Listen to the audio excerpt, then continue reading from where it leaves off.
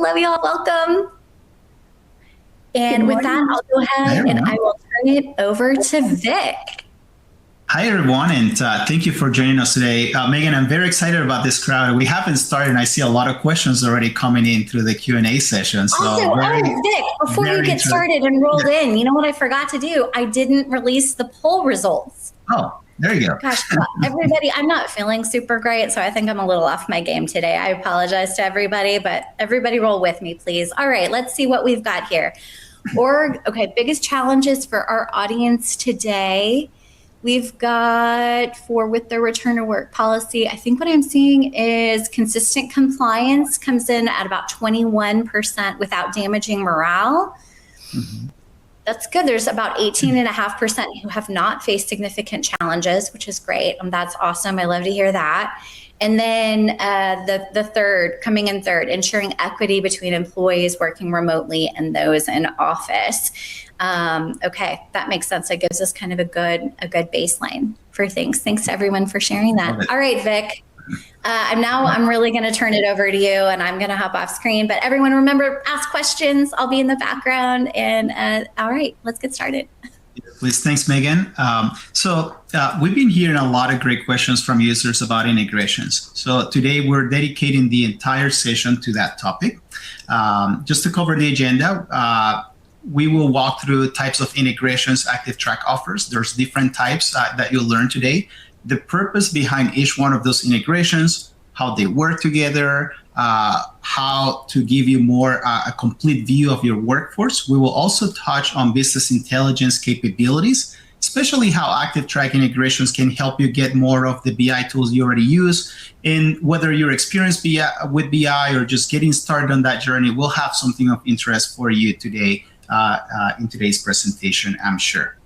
So to jump right in, let me start by describing the problem, because I think many of you will recognize this right away. The challenge today is that essential data lives in silos. Your calendar data is in Google or Outlook. Your HR data, whether that is Bamboo HR, Workday, ADP, you name it, holds your PTO employee information. Your identity providers like Azure AD or Okta holds org structures and user access, and your BI tools like Power BI, Tableau, or Looker just sitting separate as well. Each of these systems, though, holds valuable information and play a key role in workforce analytics, but none of them are talking to each other. The issue with this scenario is that with disconnected systems, your leaders are making workforce decisions based on incomplete pictures. Now, when you bring everything together through ActivTrak, you turn that wealth of siloed data into a workforce intelligence hub for your organization. And that's where things get really powerful. You gain a complete picture. So if we look into the right side of the presentation here, just to illustrate a little bit of what Liz is going to show us today, you'll be able to gain a complete picture and context about the workday, including offline meeting data and PTO visibility all in one view. Or changes will sync automatically without manual effort, and your executives will have reports through BI dashboards that ActivTrak already built and provides, and you'll receive real-time signals so insights are delivered when and where they need it. This is the type of transformation that these integrations can provide you today that we want to walk you through in today's presentation. So let me start by highlighting the types of integrations that makes this possible. We organize them in three different categories. The first is data enrichments. So think about this as a context in type integrations. These integrations bring external data into ActivTrak to enrich your analytics. So this includes your calendar data with integrations with Google Calendar or Outlook, your PTO data from your HRIS systems, mentioned by Bamboo HR, Workday, or ADP, just to give you an example. I see in the Q&A session, there is Soho and Velocity. We'll talk a little more about, a lot of those integration capabilities during the demonstration. And what you'll bring and what you'll gain by enabling this is in this type of integration is better data that leads to more accurate workforce insights. So those are the data enrichment integrations. The second integration type is administration and automations. These are the integrations that really eliminate the manual work required to maintain your users and groups within ActivTrak. So just to give you an example, you can connect Azure directory services to maintain your group base based on your Azure group structure, or you can use our Scheme API to fully automate user and groups lifecycle management, end-to-end, from provisioning to deprovisioning. So the outcome here is simple. Having a set it and forget it capability to manage your users and administer your groups, and your org structure stays current. So lots of power on the administration and automation capabilities that I think you all can take advantage of today. And then last but not least, the reporting and analytics capabilities. Think about this as the insights out type integrations. This is where you push workforce intelligence insights into the tools your stakeholders already trust and use today. So with ActivTrak and our ActiveConnect API and capabilities, you can bring your data directly into tools like Power BI, Tableau, Looker, or even Excel. With our REST API, you will have the ability to provide live data support to a lot of integrations, including even bringing ActivTrak to your custom applications if that's something that you've been thinking of planning on. In general, ActivTrak provides a ton of pre-built reports for a variety of use cases. The benefit and the value to this is that these are ready-to-use dashboards, so you're not starting from scratch on any of these BI solutions, as you think about your business intelligence requirements and what your executives are asking from you as well. The result is you gain executive-ready reporting. We have a built and ready dashboards, and you're delivering these insights when and where they are needed. So that is pretty much the substance of what you will see in today's presentation. And now that we cover the integrations, why they matter, we want to show you how easy it is to actually get this set up and get them connected. So I'm going to hand it over to Leah to walk us through the setup. So Leah, over to you.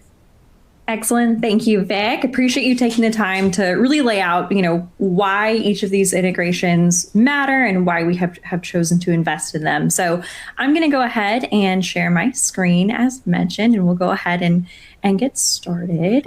Hey, Leah, I had one real quick question. Would you mind if I popped up a poll? So we just talked about this context in, automation, insights out.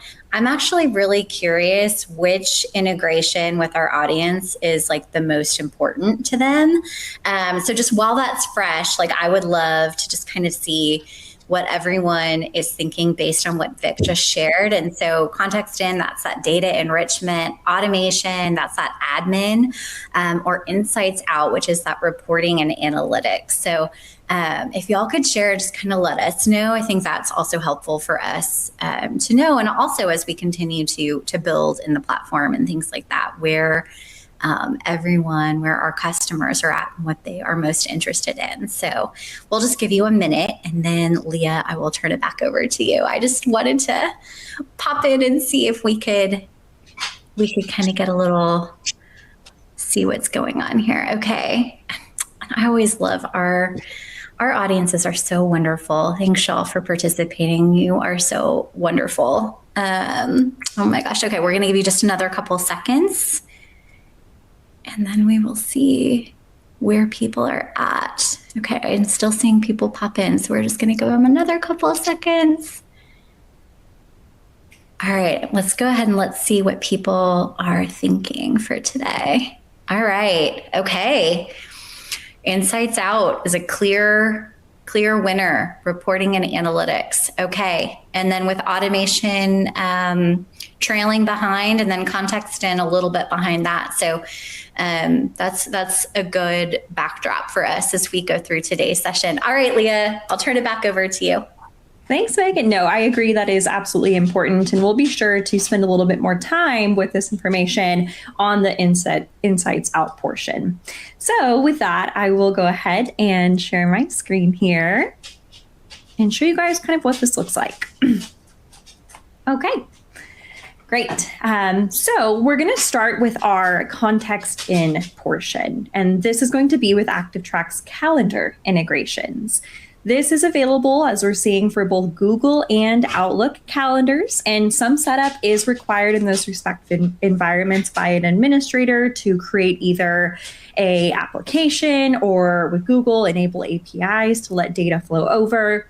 I will say we do have detailed setup guides available for not only this integration, but all of the ones that we will discuss today. So once that setup is in place, and again, either Google or Microsoft there in your ActivTrak account, we're going to come into API and integrations, and we're going to select the integrate button, easy enough, on either Google or Outlook calendar, respectively. I'm going to go ahead and hit integrate for Outlook, although we're already syncing with Google here. Now, the information that you're going to enter into the tile that pops up will be from either your Microsoft tenant or your Google Workspace admin console, again, laid out in the guides. You will go ahead and enter the specific information, hit finish once you actually enter something. And then once that's done, you'll actually receive a message here that says that the integration is processing. This data here specifically syncs every 24 hours, and we pull the last 7 days of data in case something changes on a calendar, like a meeting being added after the fact. You will either see a confirmation on syncing, as we're seeing here in the last sync time. So we last received our data yesterday evening. We expect that this evening. Or if there were any issues, we'll actually have some verbiage here for you on the tile. So especially for our administrators responsible for setting this up, we do try and make it, as forward as possible to let you know if everything is working as expected. Now for the calendar, once this integration is in place and everything is syncing, I like to use our productivity by user report to really verify, how exactly is this data showing? How does it show up in here? Although I will say the offline meetings metric, once this is enabled, is going to be present throughout quite a few of your reports, making sure that, this non-digital activity, business appropriate activity, right? We do make sure that it is a legitimate meeting, complements your digital activity in your assessments for really a holistic view of an employee's day. Now, you will notice that the offline meetings column here is blank. There is no data, pardon my dog. And this is actually intentional. I am filtered to today. Offline meeting data is only present retroactively. So make sure, especially when you're validating that it's working, that you're filtered accordingly, either to a previous day, previous time range. So we'll adjust to the last 7 days, and sure enough, I have all my offline meeting time here. It's going to be indicated by this peach color, which again, same thing throughout a lot of your reports. And I now see that Robert here has, over the last 7 days, 34 minutes of offline meeting time. And I can also validate visually, where exactly does that time factor in? What does it look like? Hey, Leah. Now, yes. Just wanted to jump in. We did have a question. So when this is available on all plans, like a variation of offline meetings is available with all paid plans. So just wanted to call that out. We did have a specific question though around how do we get tenant ID, client ID, and client secret value? Is that something that you can talk about at a broad high level? Yes. So the setup guide that we have available will show you exactly how to go into your Microsoft environment and create the ActivTrak application.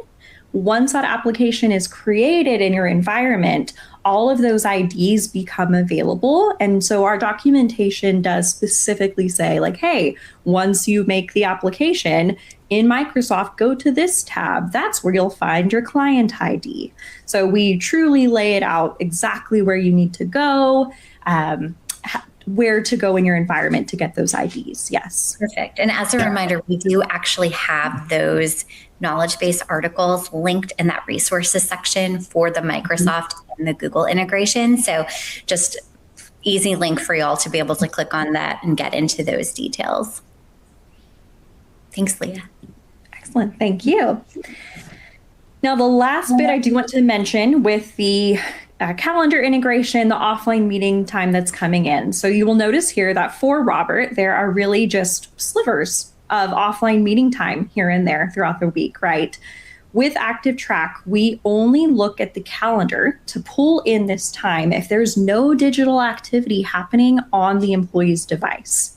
And so we're not pulling in, the entire calendar, we're filling in the gaps where there's no digital activity.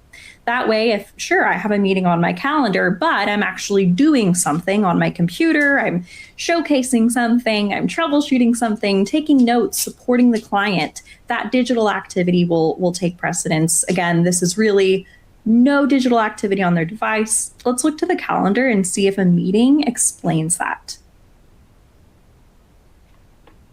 Okay.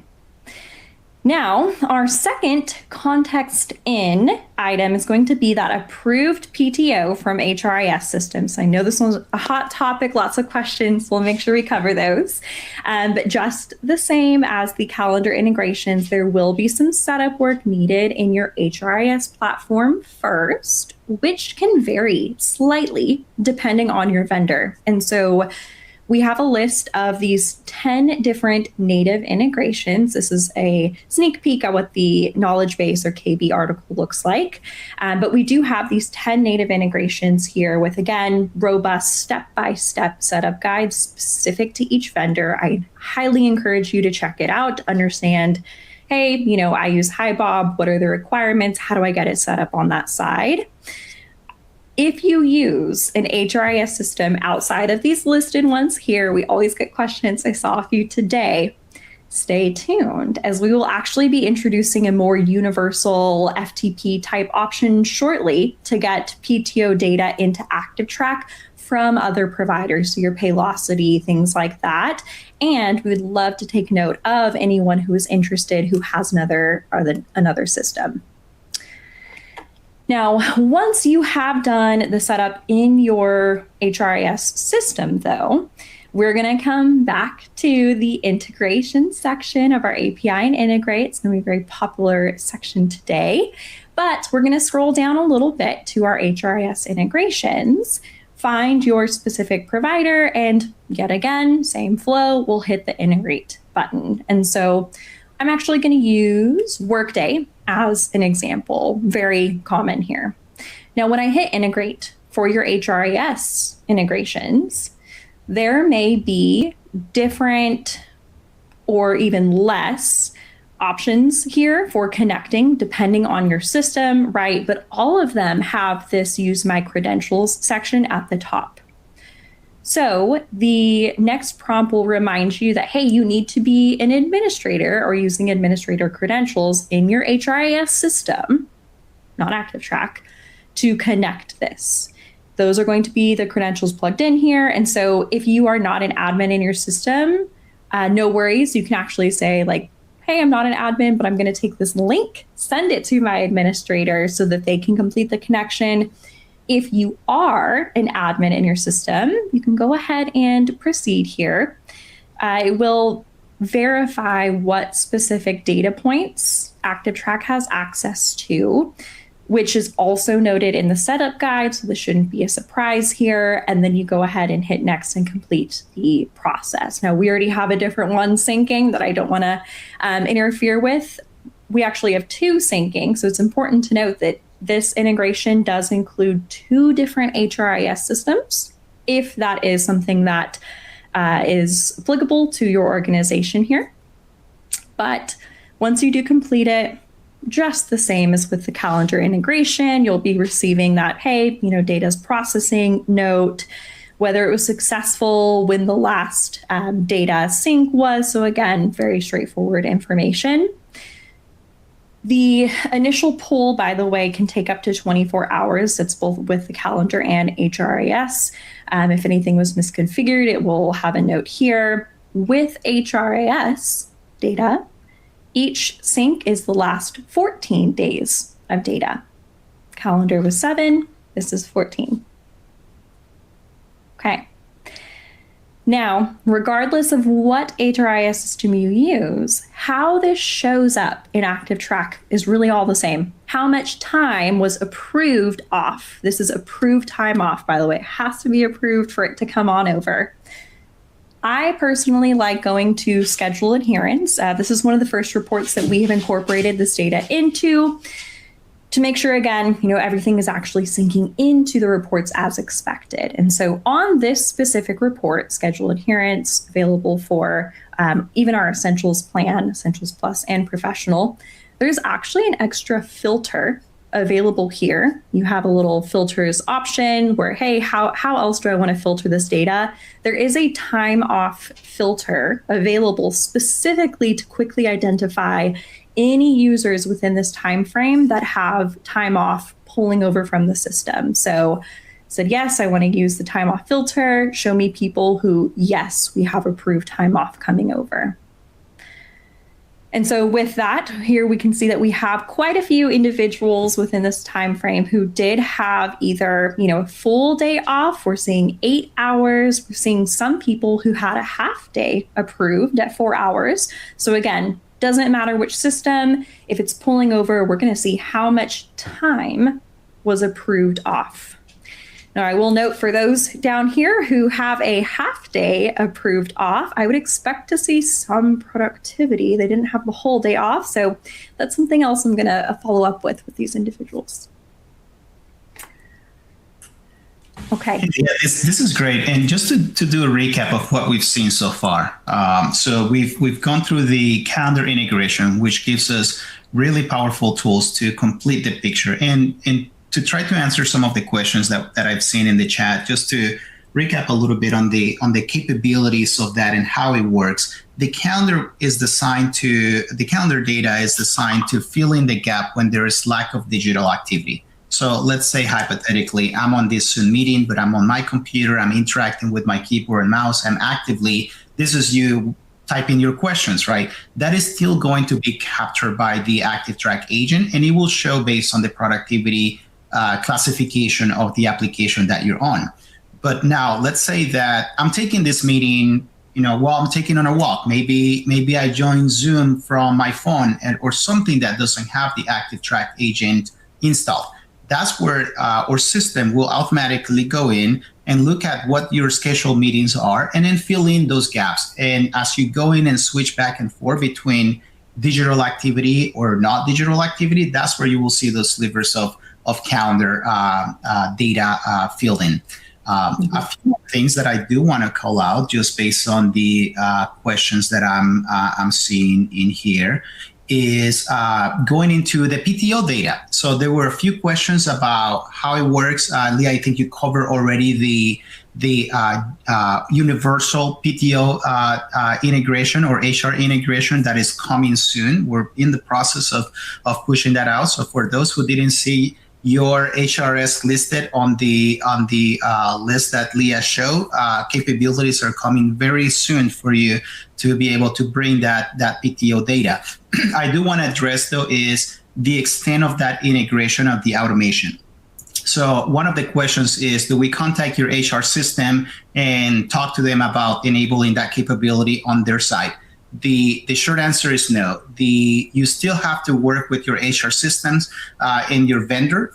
They have different requirements. Some of them will have to turn the API on. Some of them don't require that. So it really depends on where you are with your specific vendor of the HRIS solution. What we do provide, though, is once that capability is enabled on their side, or integration will automate the pull of that data and is going to continuously sync that data. So you don't have to touch it ever again, and you'll be able to see all the benefits that Leah is showing us in the integrations. But you do have to work with your vendor to make sure that your specific license and all those details are also covered on their side. Very good call out. I did also want to mention there was a question in here as well around PTO. They actually keep track of it via a timesheet. And so is there a way to feed PTO as like a CSV into ActivTrak to be able to kind of keep track of it? Or how do we address that? Let me try to do that because I think that's a great question. So one is the CSV import. That is one of the capabilities that this universal connector is going to give us. But timesheet reconciliation, that's actually a topic that we have for today's presentation. And what we will show you is what we have already, what capabilities already exist. And this is more on the insights out type integration types that Leah will cover. But I think that will definitely go into that timesheet component, especially if you have timesheet data through systems. How do we get that into and pair that with ActivTrak data to really see what's being reported versus what's actually being done? Mm-hmm. Yeah, great point. Excellent. Thank you all for manning the chat because I can't see the question. Since we were just talking about calendar, though, can you actually talk about what qualifies as a calendar, like sort of an offline meeting? I think we've had a couple questions around, well, hey, if it's a phone call and there's no Zoom link, does that count? Like, I know there's some sort of configured rules around like number of people and things like that. Can you just go over that broadly? Yes. Yeah, absolutely. So of course there are parameters as to what a valid meeting is, right? We don't want to, if I just block my calendar to go take my dog to the vet or whatever, that's not necessarily a business appropriate activity. And so there are two different parameters and things that we're looking at here. The first is the number of people on the invitation who did not decline. That means that they either accepted the invite or they just didn't respond, because we saw that a lot of people do that. And so the default is 2 individuals. That counts me and my manager if I'm doing a one-on-one, but that can be adjusted if needed. Additionally, if I go in to do an assessment on Phyllis, but Phyllis declined that meeting, it's not going to show up for her. So that's an important note as well. And the second thing that we're looking at is the duration of the invite. And so the default max duration of an invite is 8 hours, which can also be configured. But, again, what we had seen is that for some organizations, the operational behavior is that if I'm going out of the office, I block my calendar and I put my manager on there, which if they accept or don't respond, would then meet the qualifications, right? And so depending on, if you want that type of on the calendar PTO to be coming in or not, you have that duration configuration that you can alter as well. Mm-hmm.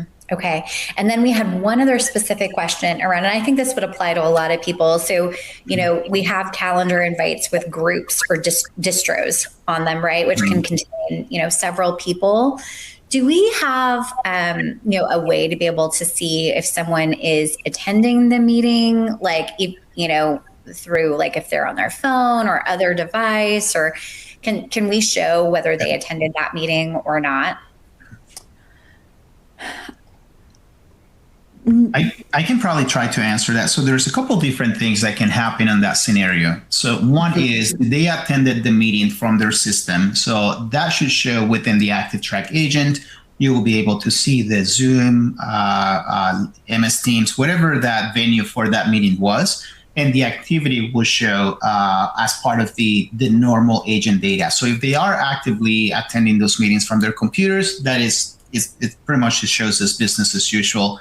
And you see that meeting time. If they're not joining from their computer, that's where, if the meeting is on their calendar, that's where we will take their calendar information and fill in that gap, assuming it's an approved meeting.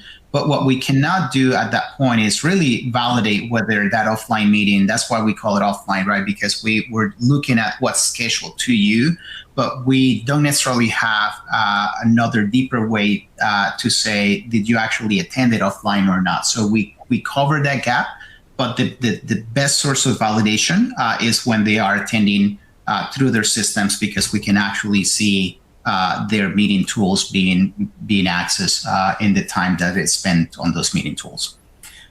There was another question on that train of thought that I also wanted to address is the details of the calendar.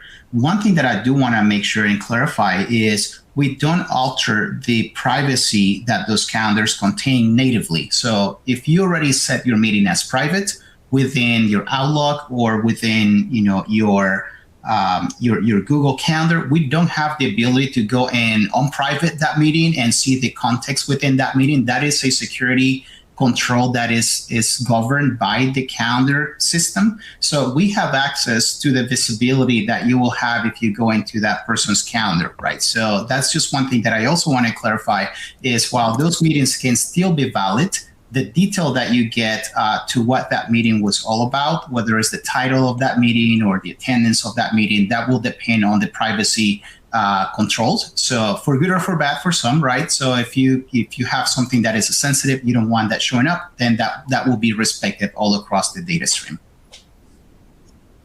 Mm-hmm. Okay. Beautiful. Thank you, Vic. Okay, perfect. No, we have about 20 minutes left, so I want to be mindful of time. So I'm going to go ahead and move it along here. We're going to actually transition to that. I think, hey, Leah, just real quick, for anybody, just because I think there was a lot of interest. And so I did want to just make sure that if people were interested in either, hey, HRIS and the system they have is supported, I've just popped up a poll that everyone should be seeing right now. And so you might need to stop sharing just for like a second, Leah, so that the poll can pop up. Thank you, ma'am. And everyone, those are the systems that we have that are supported right there underneath that. So if you see that your system is supported and that you're interested, go ahead and click on A and we will follow up with you. Your account team will follow up with you and see if that's a good fit. And then if you don't see your system listed, again, like Leah and Vic shared, we will have a way, like a freer integration that will not just be based on, very system specific. So go ahead and let us know so that we can follow up with you and see, how we can support you, on those, because obviously this is something that people are really interested in. It makes total sense why you're interested in it for sure. And so we want to make sure that you get that visibility that you're needing. So we'll have this up here for just another second. We'll go ahead and close this out in just a few seconds if you want to go ahead and get your response in so that we can follow up with you if that's what you're interested in. And okay. All right, we'll go ahead and close that out. And Leah, if you want to go ahead and move back into demo mode, that would be great. I think we're going to move into the automate section of our demo. Perfect. Okay, let me go ahead and reshare here. Excellent. And yes, absolutely correct. I'm going to verify. Perfect. Make sure that's sharing. But yes, let's go ahead and move into automate that middle bucket there. And so when it comes to making sure that employees are grouped properly in ActivTrak, especially as they change roles or managers in your organization, and that users are also removed as they leave the organization, our out of the box Azure AD, Entra ID, formerly Azure, integration is going to be what does the trick here. And so you want, those tasks that I just mentioned to be automated and taken off your administrative plate, although you can technically, if needed, do them in the platform here. But just the same as with calendar and HRIS integrations, there is a little setup in your Microsoft Entra ID needed, which of course we have documentation for. I think showing you how to plug in the information that you get from Microsoft after the creation shows a bit about the setup itself. And so, as you may have noticed, of course, we are back in our API and integrations portion. We're really trying to make this easy for y'all on where do I need to go to do this. And so we'll go ahead and select the Azure AD tile here. Now, again, once it is set up in Microsoft here, the information that you're going to be plugging in on our side. So here with ActivTrak group, you'll be plugging in the name of the parent group that gets set up in Microsoft for this integration that houses the groups that you want to pull over and are syncing. And so these groups are going to help you filter, again, on your ActivTrak reports. Do I want to see the marketing team, engineering, my Austin employees, or my direct reports? However you want to break out that grouping. But it also factors into role-based access controls and how access is provided to those people who can log into ActivTrak. Administrators can assign specific groups for viewing for your leaders and managers to ensure privacy and appropriate access. My manager should be able to see my team's data, but the manager of marketing should be able to see our team, right? It just kind of makes sense. The ActivTrak do not track group here. What you're entering here, the name of the group, will be the parent group that ultimately contains users that you do not want to collect data for. Now, important note, this group is excellent for individuals who either, log into computers frequently where agents might be installed, but we don't want to collect their data. So like your internal IT accounts, or even employees who have left the organization, but we want to keep their historical data intact. It's important to note that employees moved to this group in Entra will automatically be marked as untracked in ActivTrak. We'll take a look at that in a second, but they will still consume a license because we are holding that historical data. Important note, which does bring me to the last group, your ActivTrak delete group.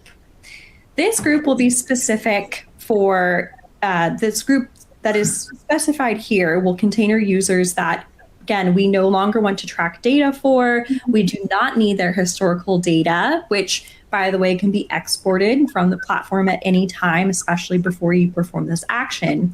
And we want to reallocate that license to another user and start collecting data elsewhere. So for your delete group that gets set up, the people that are getting moved to that in Entra, think individuals who are no longer with the organization. We've exported their data. There's no chance that we're going to be seeing them in terms of, logging into a computer again.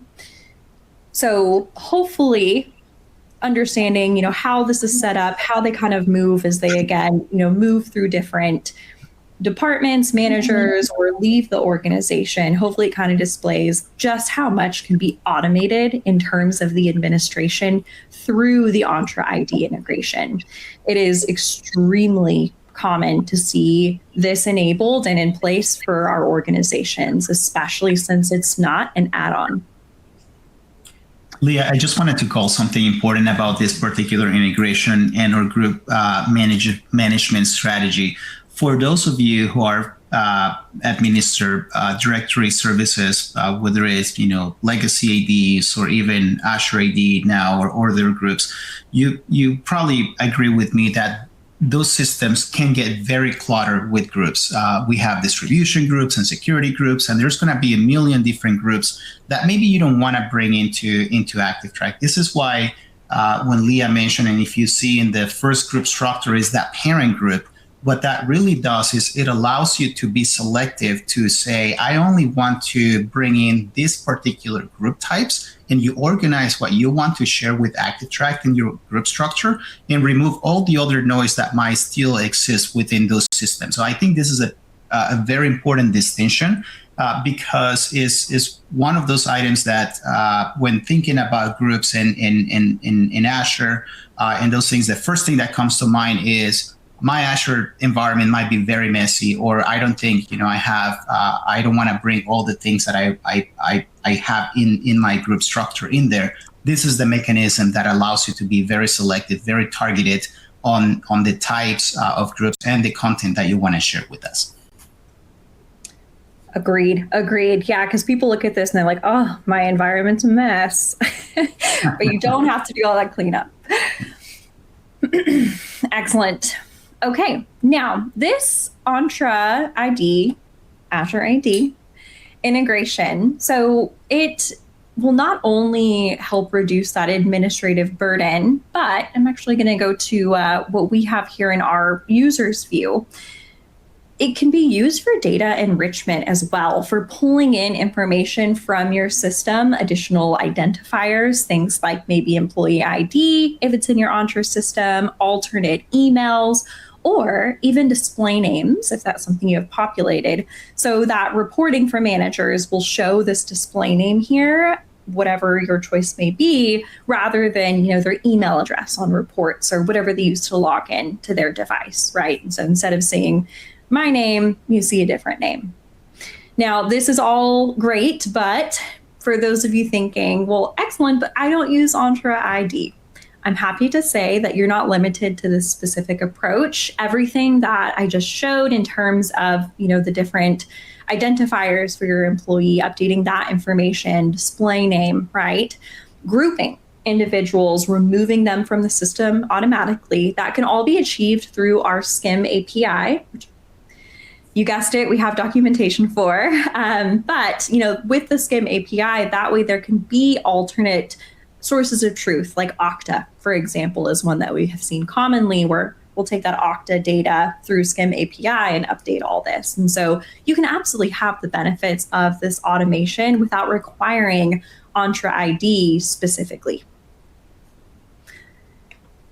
Right. Now, for the last portion of our integrations demo, I know that this was what over half of y'all said that we really wanted to touch on today. We are going to move into that context out bucket and show some pre-built templates and dashboards, making it really incredibly easy for our organizations to move data into their own business intelligence tools for, as Vic mentioned, easier consumption, exec-ready reporting, and even some customization options. And so these are available through our ActivConnect offering, which is an add-on, can be added on to any plan that you have. And as such, we're still underneath API and integrations, but we are now in ActivConnect and BI. Here, you will find the downloadable templates for the reports that you need, complete with step-by-step setup guides. So they're actually linked in here for whichever specific report or template you are trying to utilize.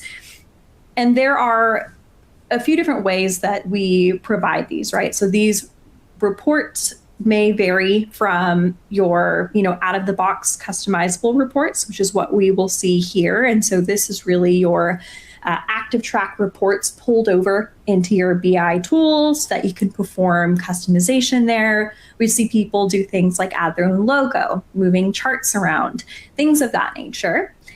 And in this section, you also have reports like our financial loss, where you can actually add in some contextual data from your organization to enrich the automated ActivTrak data. So there are quite a few available in here. Again, specific guides for all of them, but let's take a look at exactly what this means.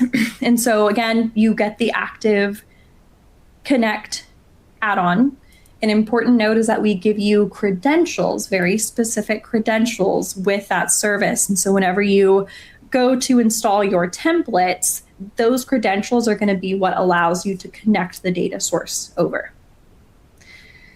So we'll actually go ahead and take a look at the financial loss one specifically, as this is one of our more popular reports. And so I'm going to pivot to our Power BI instance now. And so after downloading that template, and for those who have access to this specific report, which is also called workforce utilization, this may look very familiar as it is available in the ActivTrak web application today for our Essentials Plus and our professional users. Actually have it teed up. So this is what it looks like in app, right? Pretty similar. I have some financial values here, but our customers, so in general, our customers are using this type of report to identify capacity gaps across their entire organization, right? They're also performing capacity planning, they're validating headcount requests.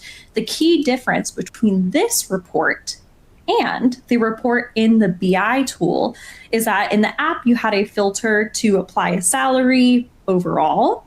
While in this template download, you actually get the template, you apply a CSV middle layer with your own average salaries per group or department, which removes the need to do any type of general filtering. And again, with actual salaries in here, it's actually providing more realized values here.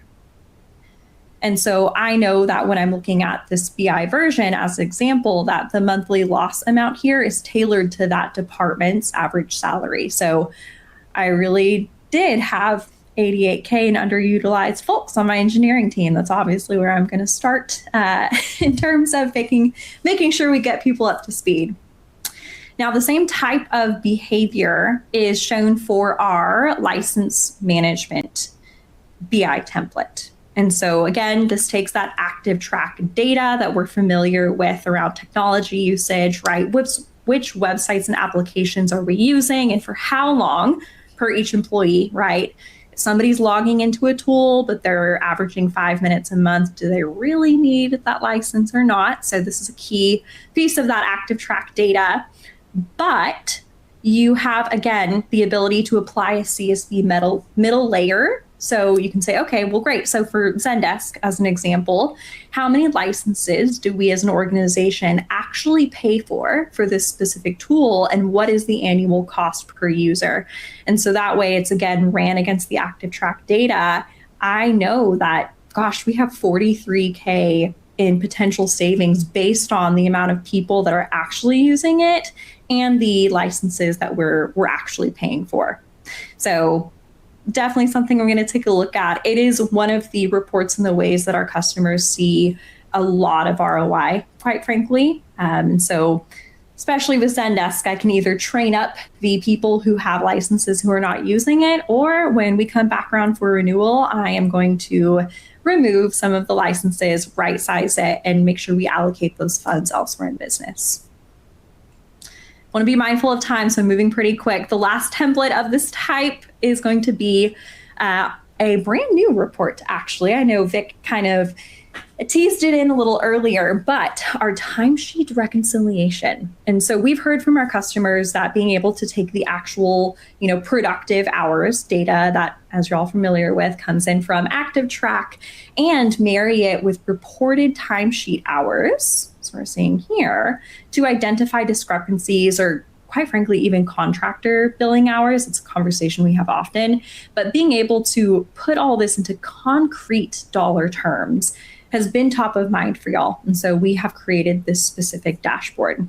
With this template, the data being applied from your end is the timesheet hours reported per employee, actually. So shift start, end, any break information, and the hourly rate for those individuals. And so this gets rolled up to the group or department level, as we can see here. So engineering, but also per each person within that department, so that, again, our leaders in our organization who are responsible for this know exactly where the largest discrepancies are. Where do we need to focus first?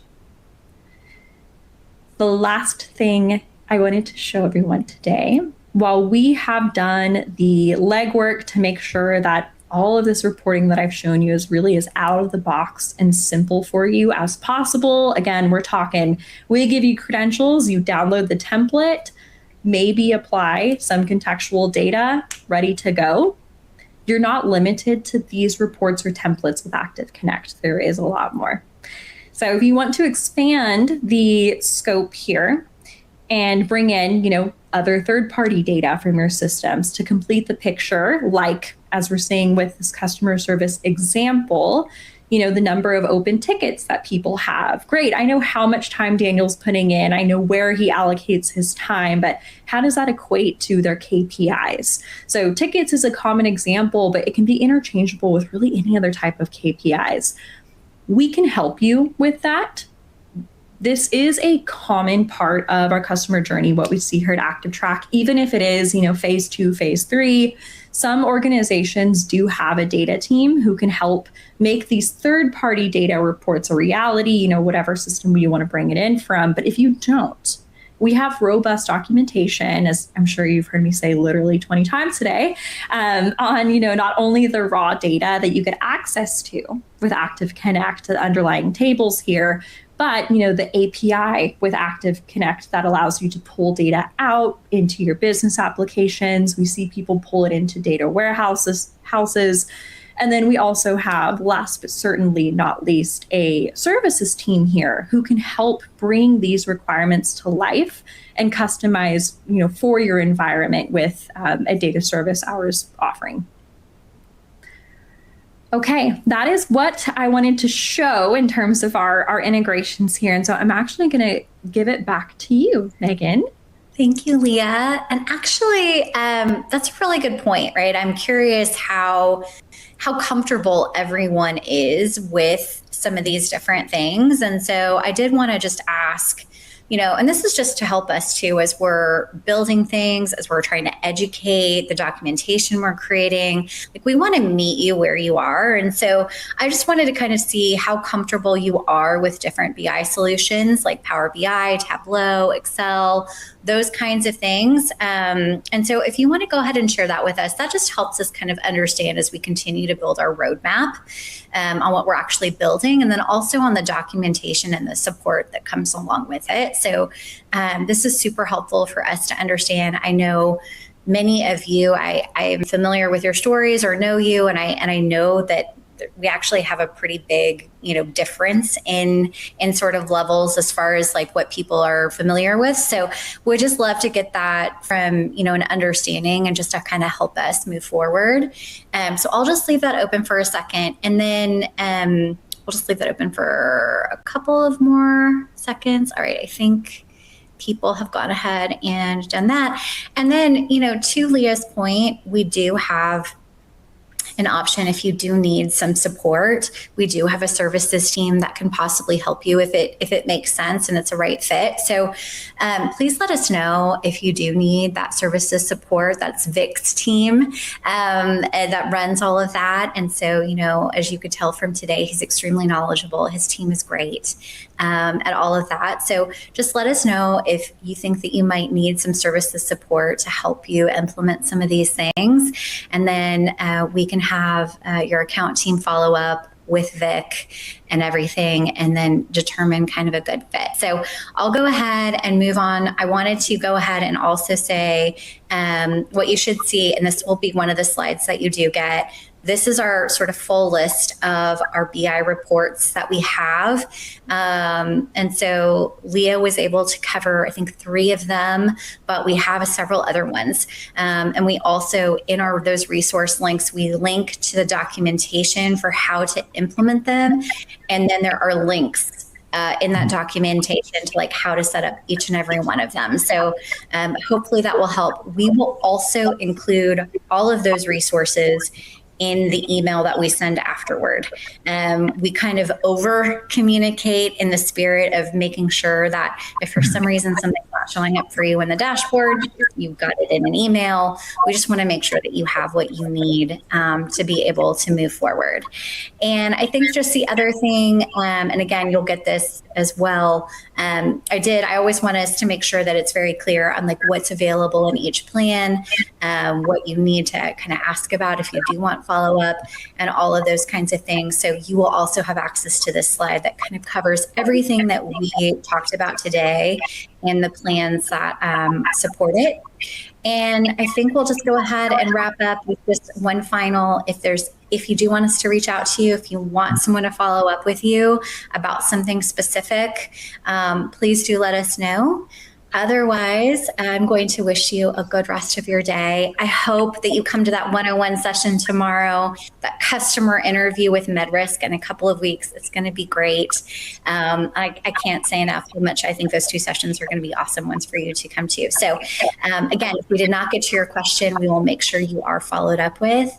And thank you so much for your time. And thanks to Leah and Vic for you sharing your expertise and giving all of that information. And I hope everyone has a great rest of your week. Thanks, everyone. Thank y'all.